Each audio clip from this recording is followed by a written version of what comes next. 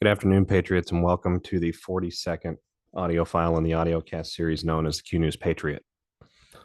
I am the Q News Patriot. My name is SGAnon. My goodness, it's so good to be back with you. We've had so much going on that this file was actually extremely difficult for me to iron out as how I wanted to present sort of an encapsulation of current events back to you all, like I try to do with these files, sort of expounding upon what we know before and what we can reasonably conclude is to come. But it was just difficult to label down, or to line out, I guess is a more accurate way to say it, sort of a summary, if you will, of things happening in the world, because so much is happening. And it's got us a little bit scared, doesn't it? It's got us worried. It's got us very concerned. And in many cases, unfortunately, we are suffering very serious, I hate to use the term side effects, but sort of byproducts of being part and party to a war. We the people being assaulted now through trains, planes, automobiles, infrastructure, oil, natural gas, chemical and biological attacks, what you could label as biological attacks, and all through the world, excuse me, we have evidence of earthquake weapons being used, of emerging multipolarity alliances, both for good and for bad, including what we've talked on this program to be the White Hat Alliance, that's sort of positioning themselves in such a fashion to bring the world back from the brink, if you will. We're living through that process, and we've been living through that process since late 2019.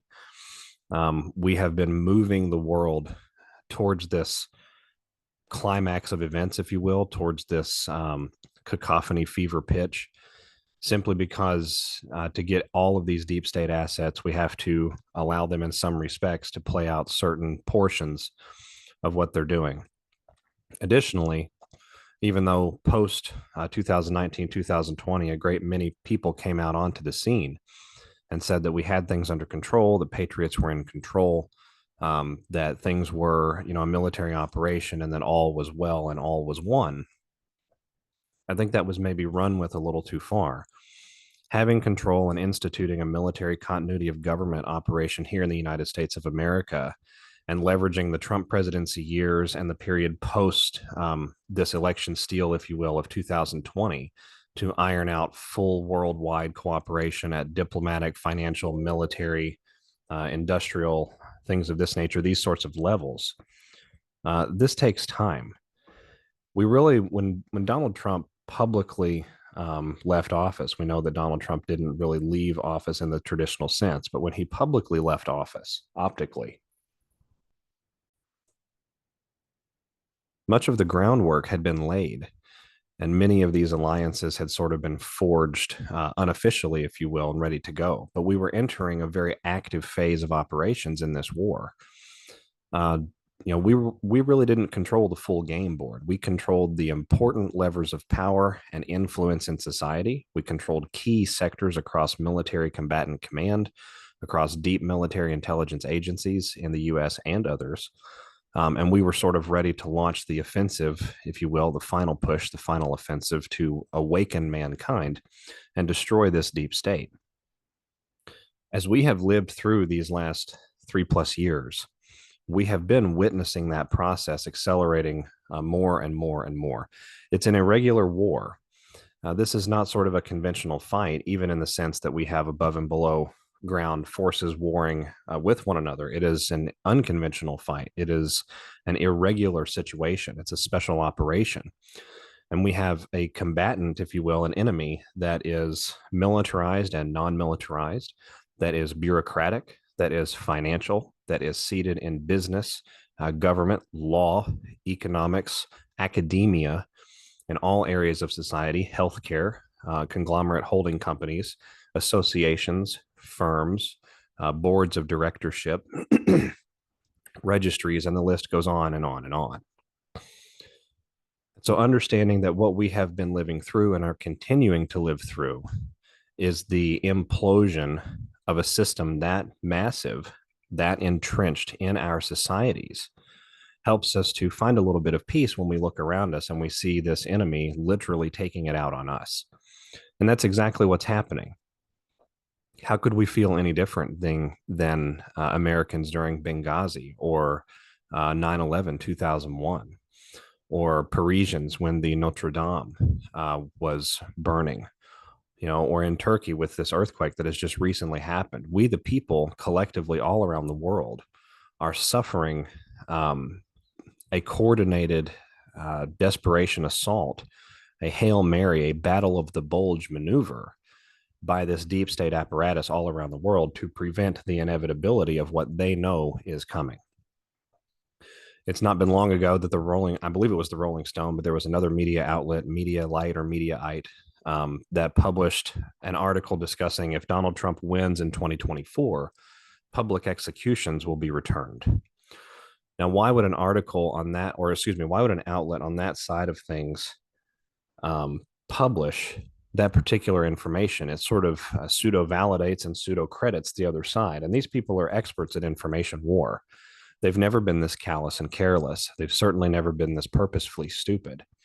And so that tells us that in many respects, we're winning in such a massive way that the desperation really has to ratchet up to what we would call societal level events, natural disasters, man-made or non, certainly false flag events. And we're seeing small scale false flags happening all over the world, to include Russia.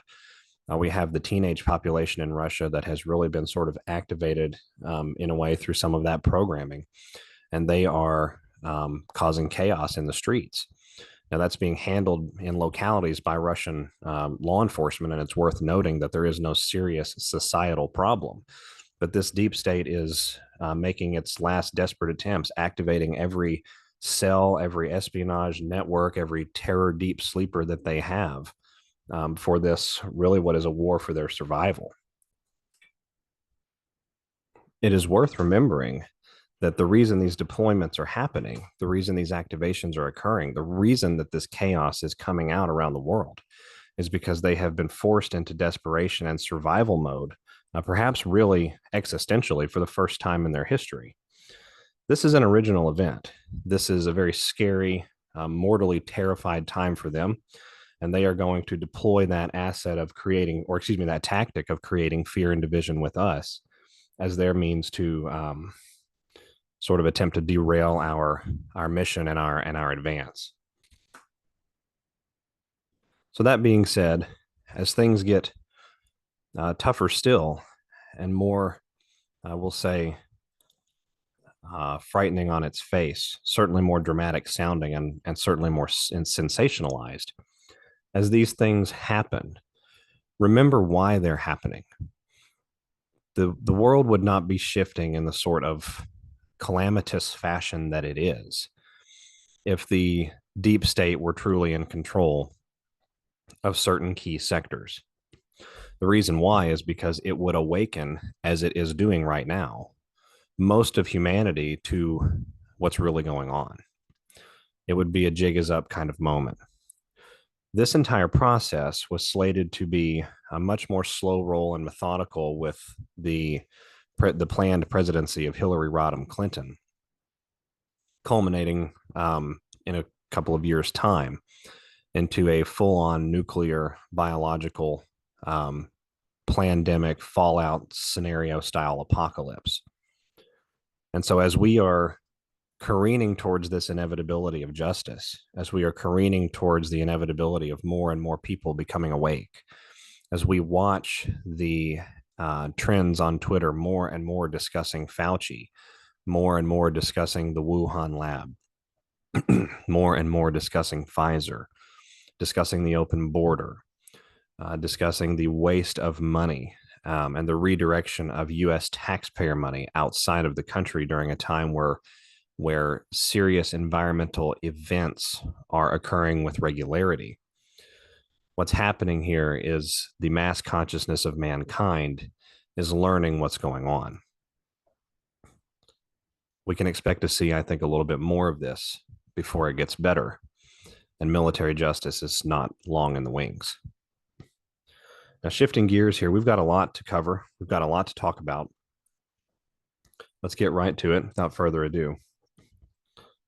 Today, the White House announced that TikTok is a potential national security risk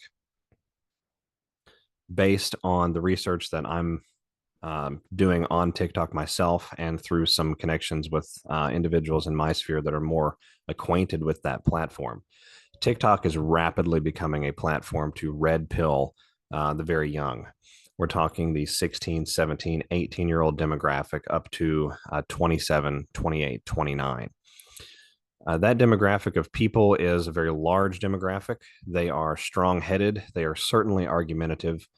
And they are very, very opinionated and willing to have the tough discussions. I have found in my personal experience with this demographic of people that as long as a very sort of equal level of mutual respect is applied at the very beginning of the discussion, a lot of progress can be made on tackling the true issues of our world. This demographic having that sort of disposition is now coming around in a very rapid fashion. TikTok videos with tags like EPA, Biden in Ukraine, East Palestine, environmental disaster, BP 2023 was one of them. These sorts of videos are gaining hundreds of thousands of views. So naturally, today we have the administration involved in such activities, identifying this app as a national security risk, because for the deep state, the narrative warfare and the control of information and mass consciousness, it is absolutely a security risk, perhaps one of the largest currently active. I'm here to tell you that based on some research, we are seeing a coordinated effort around the world to also, I'm going to switch gears here, also to take out biolaboratories, which is part of what's causing the chaos and consternation and the assault on we the people at the surface. Recently, I shared a video where a gentleman had done some quite good research and had discussed the emergence, or excuse me, the destruction, the eradication and capture of a laboratory in the Ozark Mountains in the United States of America. I have been able to corroborate that, excuse me, on my end satisfactorily to be true. Additionally, I've been able to find that two separate instances after that instance, sometime at the very beginning, around the beginning of this year, two other biolaboratories in North America, one in Canada and one in Central America, so perhaps not North America, but Central America, were eliminated. As we go through this process, the elimination of these dark facilities, these black sites, and the connections that they have to the underground world of webs, the network that goes throughout the entire Earth with tunnels. It's worth noting that this is crippling to their infrastructure, and it is further sealing their eventual doom. We're seeing an escalation of warfare and an escalation of forces happening now between good and evil as we continue to take back territories, things that are important and critical to them. And this sort of leads me into a discussion with China that we're going to talk about just a little bit. China and Russia have been running joint military operations now for a number of months. These operations are primarily sea-based, but are also being used to establish some interoperational efficacy across all different theaters. And so one of the things that we've seen with the Chinese Patriots and the Russian Patriots is a sharing of information, tactics, strategy, intelligence, etc., that is informing this invasion of Taiwan, which is very imminent. Taiwan has a multitude of United States Department of Defense, DARPA, and CIA, sort of all under that umbrella, biolaboratories, L3, L4, and above. It also has biolaboratories funded by other nations. Taiwan is also a major port, or excuse me, a major portal for worldwide shipping lanes around the Earth, logistical maritime shipping and things of that nature. And we know that a significant amount of that industry is involved in some of the sickest crimes imaginable. The trafficking of children, the trafficking of organs, the trafficking of drugs, the trafficking of weapons, and on and on and on it goes. China's invasion of Taiwan will be a surprise event to the public masses. We have President 45 preparing the rhetoric space, even very recently on an interview discussing how close that invasion is. This rhetoric really began first in September, October of last year, where 45 began discussing China and China's interest in reunification with Taiwan, being presented in that lens to the normie masses. But that invasion is going to be a shock and awe moment, and we can expect the deep state assets, the capabilities that are left around the world, certainly left in societal feelers and tentacles, to respond accordingly. That particular invasion will set us up for a World War III type scenario. We're going to see similar alliances as came out in the first two world wars, but for a purpose of undoing what the first two world wars really caused. That's coming to the Pacific Rim very quickly, and it's going to involve most of the world's developed nations rapidly after that. The Russian offensive, sort of tying into that, the Russian offensive in Ukraine is now underway, and the city of Bakhmut is all but lost, according to Ukrainian soldiers. It is worth highlighting that Bakhmut is one of the central, sort of like grand central stations, if you will, of an underground networking and tunnel system that goes all throughout Europe, all into the Russian countryside, the Ural Mountains, north into the Norse countries, and down throughout the Mediterranean basin. It's also worth noting that Bakhmut's logistical channels, routes, infrastructure, things like that exist under the city tie to several biolaboratory locations believed to be underground. It is a very pivotal point, I think, in this war, and there's a lot of information that's going to be obtained in a physical, real-world, publicly presentable way, which really great digging Anons out there have managed to track down already. This information, in many cases, is world-shifting. We're talking about the weaponization of extraordinarily dangerous pathogens, which is now about to be publicly confirmed, along with the sources of funding, the contractors, the personnel, the citizenships, and in many cases, I believe, the identities of those involved. It's also going to show, in my estimation, based on research, the capture of Bakhmut is going to show the Ukrainian government as being an enormous money laundering operation, not actually utilizing the monies taken in from this, what appears to be an enormous waste across the Atlantic from the American economy. These monies it's going to be shown, have not been used for strengthening the war effort, strengthening the war machine, but they have in fact been funneled off to private corruption, networks, organizations, non-governmental entities, corporations, and so on. This is a grand battle that we're currently witnessing in Ukraine, and the countrywide ground offensive is being prepared, I believe, to be launched immediately after this capture and this establishment of a new phase of operations. At the same time that this is happening in Ukraine, we have the Russians advancing on Kharkov, shelling the city very heavily, preparing to capture that area, also tied into the US DoD laboratory network system. And we have the Belarusian president just a couple of days ago, actually, I believe it was yesterday, arriving in Beijing and outlining a plan of cooperation with the Chinese state, what appears to be on the surface the CCP, but what I believe to be Chinese Patriots, for military cooperation, logistical cooperation, and the sharing of communications, intelligence, and things like that.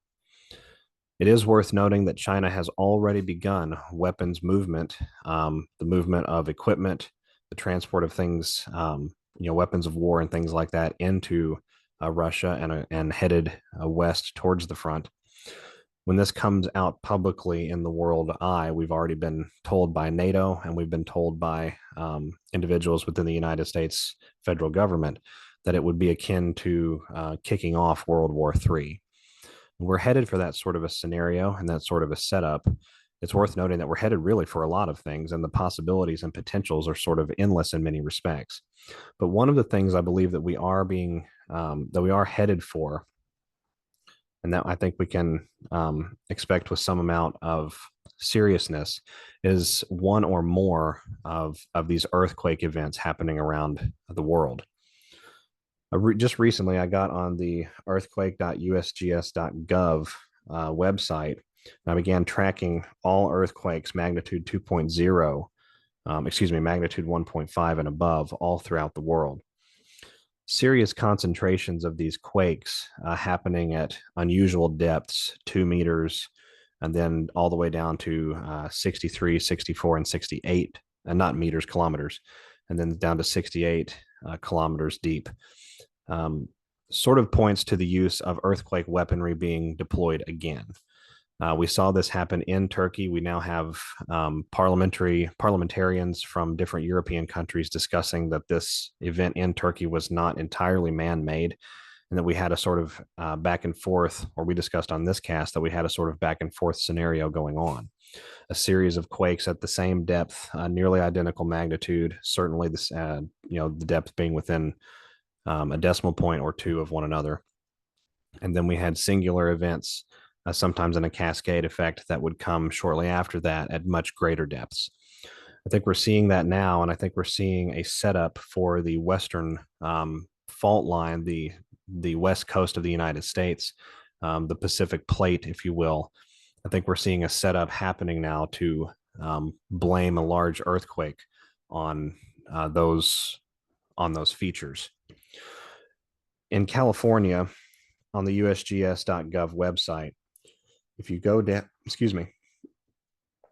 if you look at the active tracking, you'll see several different clusters of events happening sort of on top of one another all throughout the state, especially in the medial and lower portions.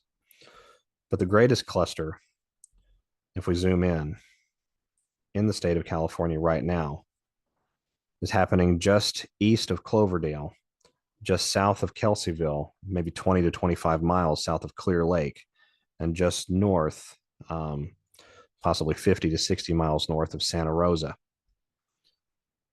It's happening in an area known as the Mayacamas Mountains.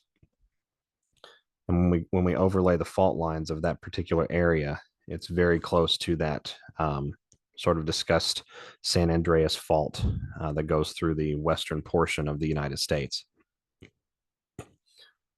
Earthquake warfare, weather warfare, climate warfare, things of this magnitude, atmospheric warfare, these are very real. These are things that we have to contend with. And unfortunately, with the infiltration into various militaries around the world, to include the United States military, the reclamation of these assets has to go in the greatest, we'll say the highest priority downward possible. And so what weapons, singular in their deployment, cause the greatest singular one-off problems? Which weapons cause the longest lasting problems into the future? And we handle and reclaim those sectors of society and those areas of our military control first. But as we live through this process that we're living through, we are also isolating the individuals who have access to certain other weapons, certain other capabilities within our militaries, within our intelligence and Five Eyes communities, and we're drawing them out and we're able to handle them. A good example of this recently, based on research, being what happened in the Minot Air Force Base. It appears that we had an identification of undesirable command perspectives, and the decision, of course, coming down from the Air Force, and the Air Force is involved right now at certain levels, certainly, especially with Space Force, in this continuity of government operation and this isolation of deep state assets, traitors, cells, etc., all around the world. We have seen the Air National Guard of the United States, which of course is a component of the United States Air Force, active now every single day for a very long time. Everything from reconnaissance to gunships to transports and more.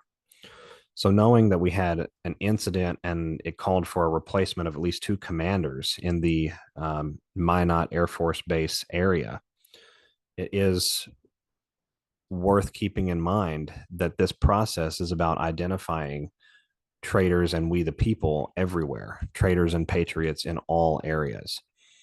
It's worth noting that the grandest majority of all of we the people's armed forces around the world are patriots. They joined to serve their country. They joined because they love their country. They joined because they love humanity. They joined because they want to serve.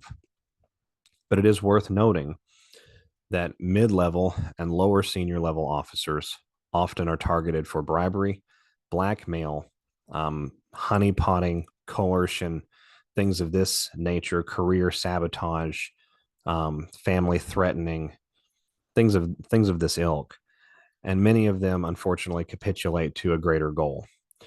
The men beneath their command, of course, having no choice but to obey orders and carry out their duties, have really been weaponized themselves for a very long time and have been placed purposefully in harm's way. This is a difficult truth. This is a hard thing to absorb, especially here in the United States, where we have such a patriotic and deep appreciation for the capabilities of our militaries, of our military all around the world, our veterans, and what our military, the good that our military has done for others. And there has been some. There's been some good, I think, from all of our militaries, but there's been lots of not good as well. And so as we go through this process, we have to clean out that not good.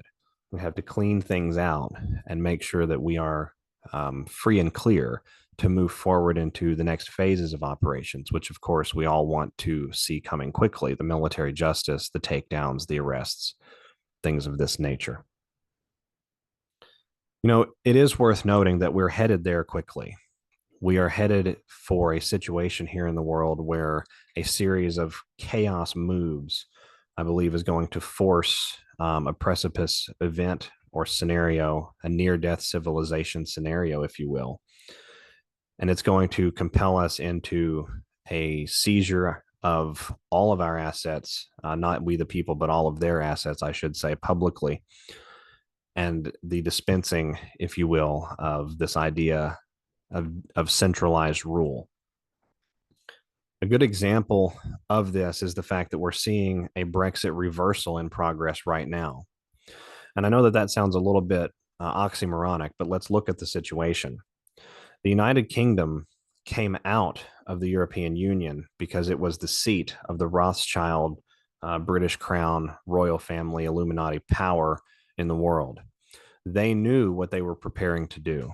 They knew what was coming to this world. They knew the plans that they had had for so long.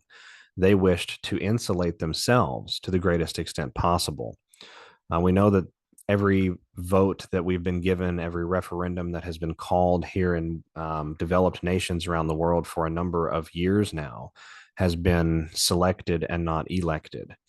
Especially going back here in the United States, as far as the year 2000, we have examples of large-scale, widespread, outcome determinative tampering in the electoral process and the referendum process.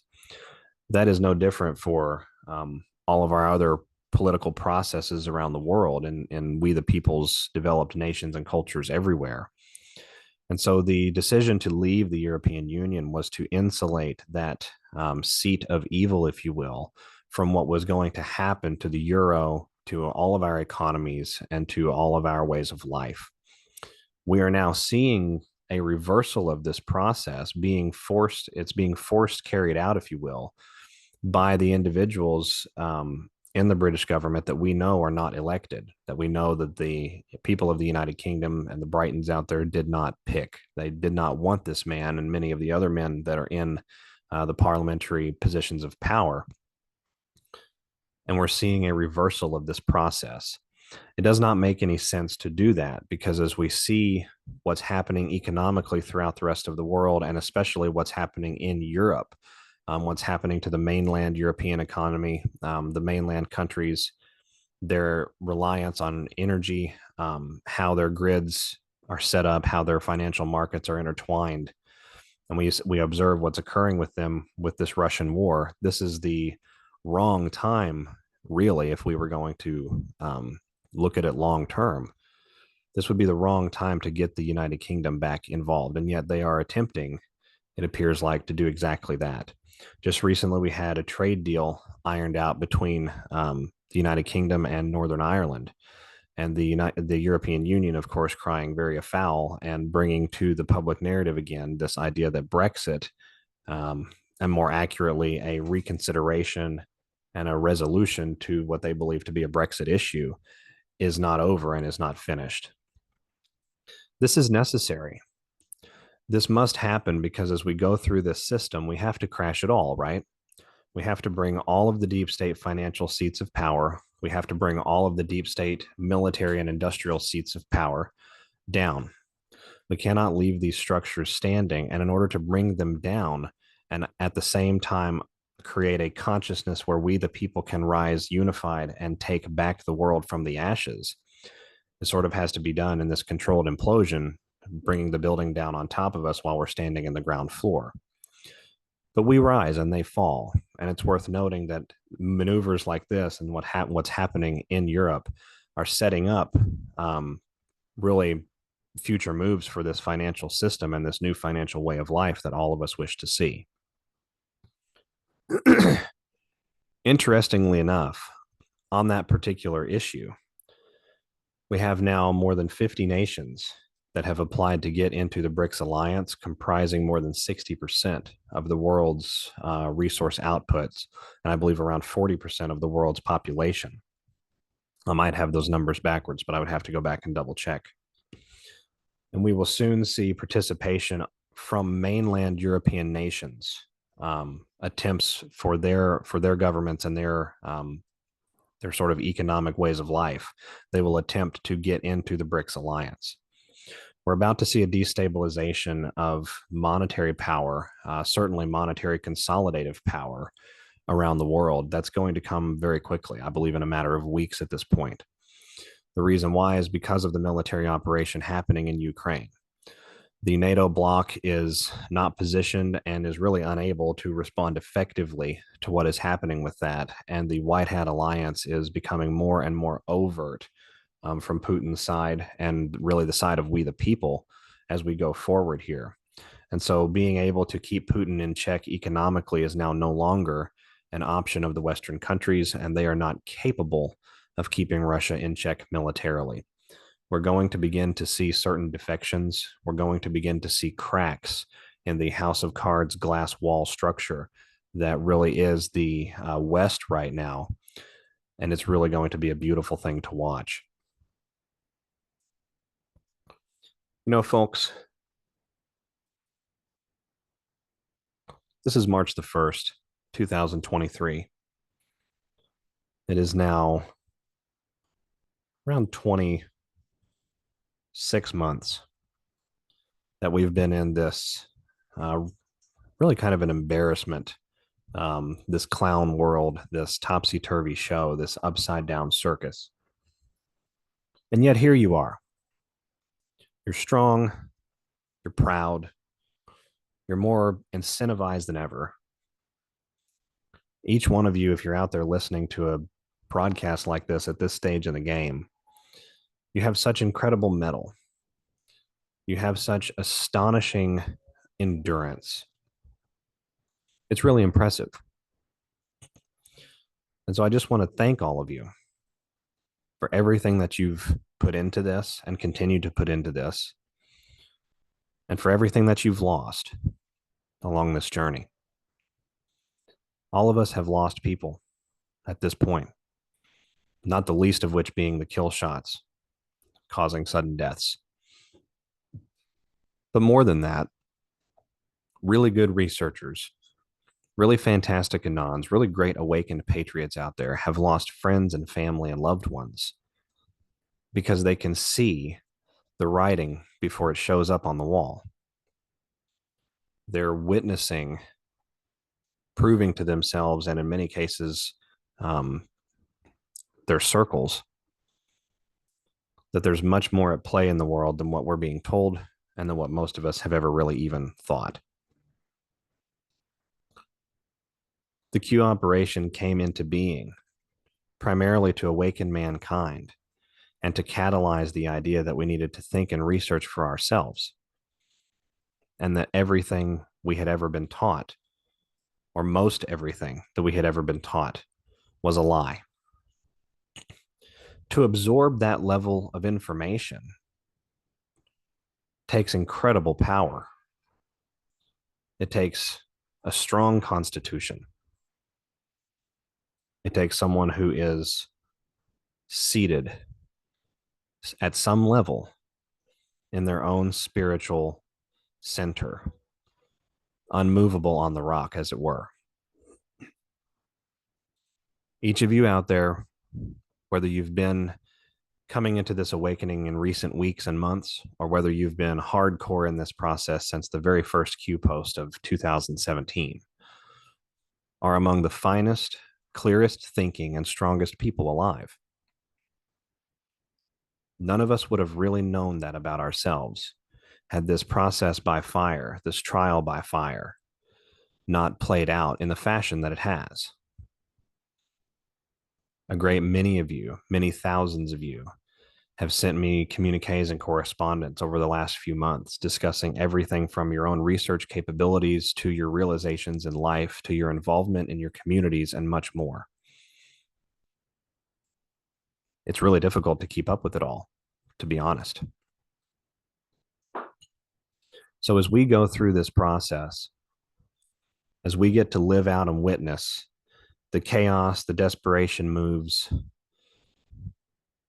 that come from this deep state's death, understand that while the price we pay may be real,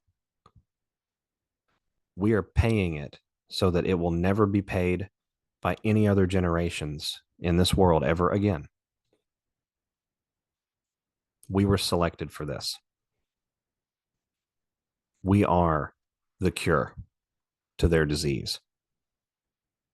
We are the safeguards of this world.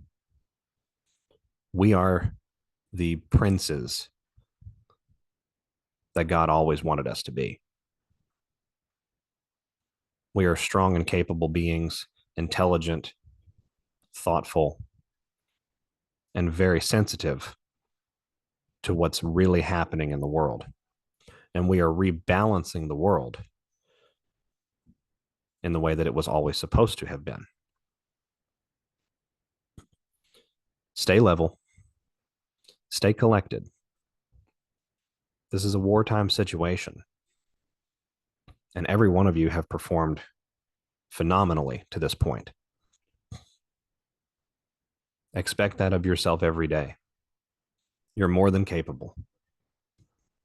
If you're able to follow the events of the world, seeing both realities, that is a testament right there to your attunement, to your connection, and really to your soul and to your truth. And you should have a little bit of self-confidence about that. Not pride, but be a little proud. Have a little bit of joy and encouragement, and take a little bit of heart knowing that you've made it this far and that you're only more passionate about the creation of this beautiful world that we know is to come. Don't lose that focus. Q tells us this is the time to focus. And with that, I'm going to close with each of you. I'll be back with you again soon. File 43 won't be long in the wings, if you will, because it is a teaching file. In the next discussion that we have together, we're going to talk a little bit about the spiritual power, the spiritual body, the scaffolding, and the apparatus that you are equipped with, which is, of course, the reason that this cabal hates you and that this cabal has sought for thousands of years to eradicate the world of you and has still been unsuccessful. It's a worthy discussion. It's worth noting that our spiritual power is why we are here. And our spiritual power is what we are about to use and are using, even though we may not even realize it, to take back and reclaim this world. It is their greatest fear, their worst nightmare, and it is happening to them. And so we're going to talk a little bit about what exactly is happening to them when we, the people, get together on broadcasts like these and share truth, love, and a focus for a new world. I love every one of you. I look very much forward to seeing many of you again. I look forward to the day where we, the people, are free, where we are truly, completely, and finally free. And it is coming. Stay encouraged. Stay level and collected. I'll be back with you again soon. Thanks, everyone. This is SGAnon. Bye-bye.